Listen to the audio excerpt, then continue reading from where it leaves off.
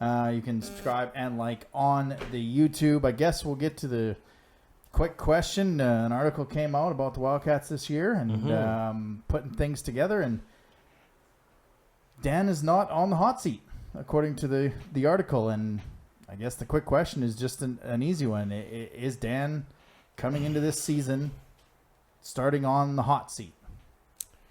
I guess it depends on who you ask. You could probably poll 100 Wildcats fans, and 50 would say yes, and 50 would say no. I think it's split down the middle right now. I never want to be someone who openly says you're on the hot seat and on to the next contestant. Yeah, right. It's if they get off to a bad start, yeah, sure, but based on how the division looks this year, I think it's favorable to see that they're going to get off to a decent start, which shouldn't put his job into jeopardy. But for some reason, if they, 0 for 10, then there's something wrong. Yeah. And if they're 0 for 10, I don't think it's a coaching thing. I think there's something else that's going on here. And is he on the hot seat? I don't think he's on the hot seat. I think his seat is warm. He's got a new group. So as a leader of men, he's got a whole new blank slate on this season.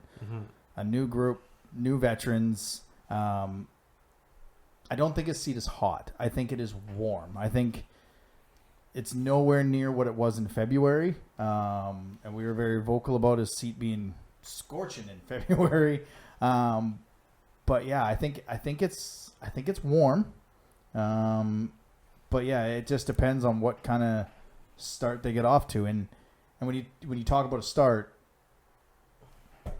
everybody's healthy, and that's the key. I mean, injuries are going to derail anything, but this isn't something where the team's going to be playing and then they've got a trade deadline and then they keep playing. Like, he's got a fresh, clean slate to just start this thing. So I think it's kind of warm and depending what kind of start they get off to.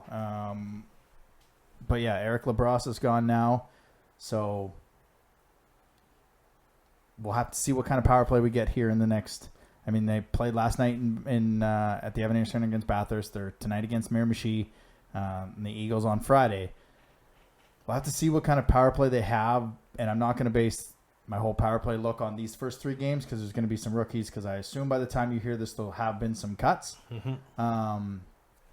But last year was a big determining factor on that second week when you have basically your roster, what your power play looks like, and it wasn't good with the guys that we were going to go with. And so Kelsey Tessier has been running practices. He was on the bench today with John DeCourcy for the scrimmages. Oh, well, actually on all the scrimmages. So is he the assistant that is taking over for Labrosse, or is he just helping run camp because there's a Wildcat connection and he is available? You know what I mean? So I don't think it's hot. I do think it's warm, and it has to, like our friend Andrew Barrington says, we got him in the first episode. If they get out to an 0-10 and start, then no kid loves coaching changes more than that kid. No, he's obsessed with coaching changes. But it's not something we can make a decision off of. We haven't even seen the veterans show up. But once the season gets going and they go two against Cape Breton, Halifax, so it's a test right off the hop.